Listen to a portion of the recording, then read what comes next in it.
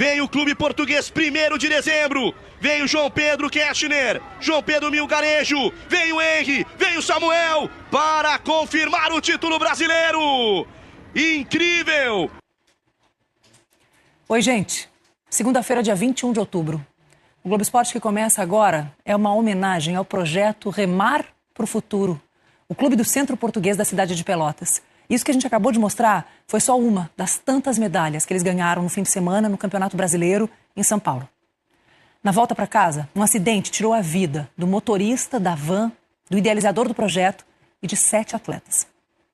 Mais de 30 equipes participaram do Brasileiro Interclubes de Remo na Raia da USP, em São Paulo, nesse fim de semana.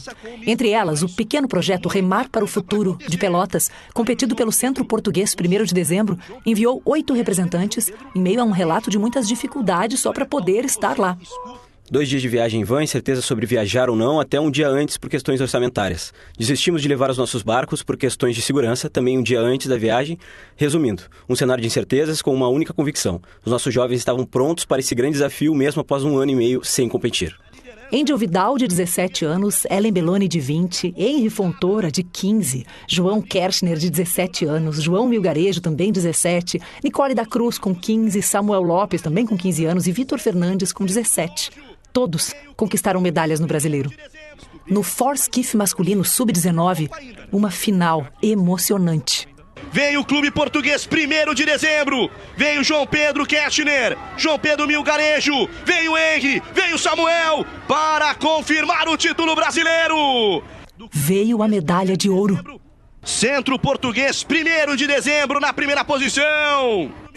O Centro Português, ou seja, o projeto Remar para o Futuro, ficou em 6º na classificação geral do Brasileiro, à frente de equipes tradicionais como o Clube Pinheiros de São Paulo. Um resultado histórico que fez Ogner Tissot, coordenador do projeto, dar a seguinte declaração ao jornal A Hora do Sul depois da competição. Esse título representa uma nova fase e optamos por alçar voos mais altos. Na saída da prova, João Milgarejo falou da conquista. Agradecer a minha mãe que deve estar assistindo isso aí. Como é o nome da sua mãe? O nome da minha mãe é Graciele e tô, assim, muito feliz por ter ganhado, porque isso daí vai vir pra ela, essa vitória, pro meu pai que tá lá em cima cuidando de mim agora. E é isso. João Milgarejo foi o único sobrevivente do acidente trágico na BR-376 no litoral do Paraná, divisa com Santa Catarina, e já foi liberado do hospital. O treinador, Ogner, o motorista, Ricardo Leal, e mais 7 atletas perderam a vida. O projeto Remar para o Futuro começou em 2015. Através de uma parceria com a Prefeitura e a Universidade Federal de Pelotas, crianças de escolas públicas da região entre 13 e 14 anos são prospectadas para conhecer o remo e deixar mais coloridas as águas do Arroio Pelotas. Como relatou um dos grandes frutos desse projeto, o atleta olímpico Pietro Tertenhagen, no tempo em que ainda treinava em Pelotas. Tua vida melhora um monte. É transformador esse esporte, é muito bom. Da mudança de vida, do dia a dia, as oportunidades de vitórias no esporte. Como contou o próprio treinador Ogner nessa mesma reportagem. A gente é reconhecido nacionalmente como a cidade que mais coloca as atletas na seleção brasileira de remo. O Remar para o Futuro chegou a representar 60% das seleções de base do Brasil. Depois da iniciação ao esporte em Pelotas, após completarem 18 anos, os atletas ganham oportunidades em clubes nacionais através de convênios. O Ogner fazia um trabalho excelente lá, junto com a comunidade, junto com as escolas, onde acontecia a captação de talentos, que vários viravam atletas, e também na perspectiva social da mudança de vida daqueles atletas lá das escolas públicas de Pelotas. Para confirmar o título brasileiro! Incrível! Que chegada foi essa, Brasil? Ainda hoje no Globo Esporte a gente vai a Pelotas. Essa é uma imagem ao vivo, que vai aparecer para vocês aí, do lugar onde esses adolescentes treinavam todos os dias, em instantes aqui no GE. Tem mais da repercussão dessa tragédia. Agora a gente vai ver como foi a vitória do Inter no Grenal 4-4-3.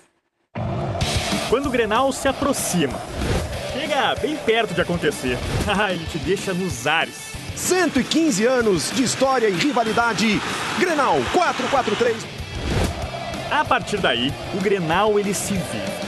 É chance de fazer parte de um clássico e virar personagem dele.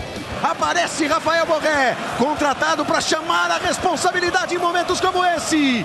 Era algo que quería vivir desde que estaba aquí en Inter. Colorados, gremistas fizeram desse Grenal já especial pelo retorno a Porto Alegre e que marcou o maior público do Beira-Rio na temporada.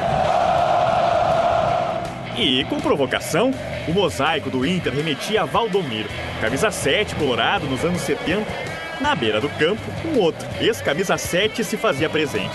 E também não fugiu das polêmicas, como a folga estendida. Eu tive 2 dias de folga esse ano.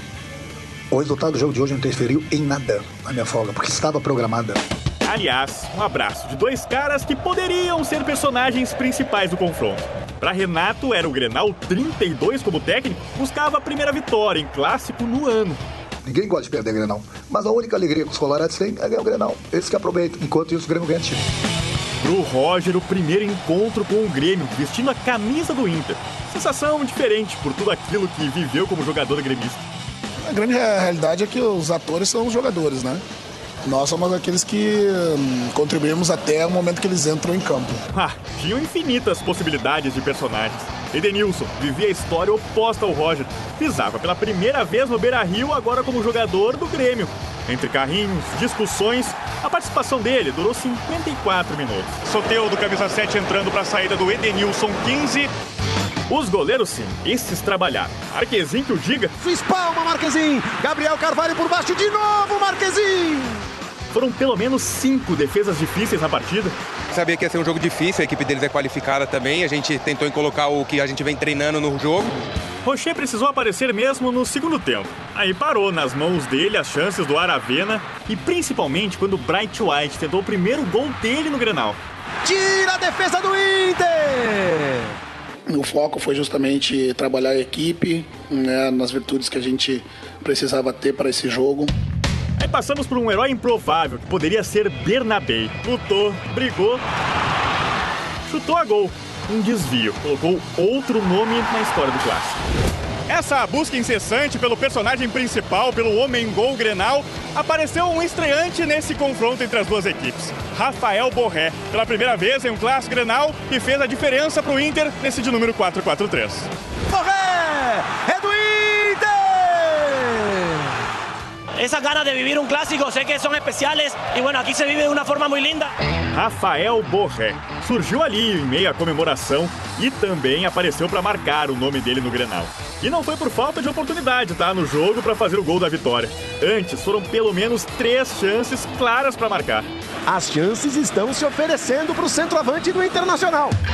Só que 2 minutos depois desse lance, veio a troca de passes. A bola sobra para Bernabei. E aí, quem aparece? Aparece Rafael Borré, contratado para chamar a responsabilidade em momentos como esse. En este tipo de partidos queda siempre en la memoria y bueno, quería hacer gol y hoy se me dio, gracias a Dios. Um Grenal que começou com Saci nos ares, terminou com Borré também dando seus pulos.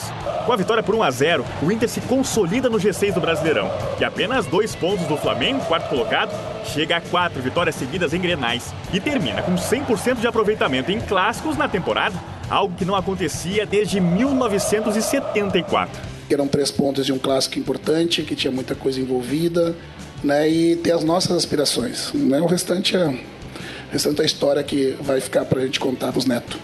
Pro Grêmio, um Grenal que deixa marcas nada boas. Segue um alerta na tabela, apenas 3 pontos à frente da zona de rebaixamento. E tenta reverter isso nos 8 jogos que restam. No momento algum me passa na cabeça o Grêmio cair, bem pelo contrário. Eu ainda continuo pensando grande, pensando lá na frente.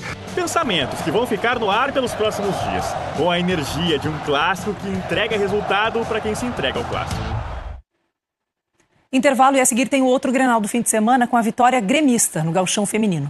As gurias tricolores ganharam mais uma vez do Inter e deixaram as coloradas para trás na classificação. A gente já volta para contar como foi.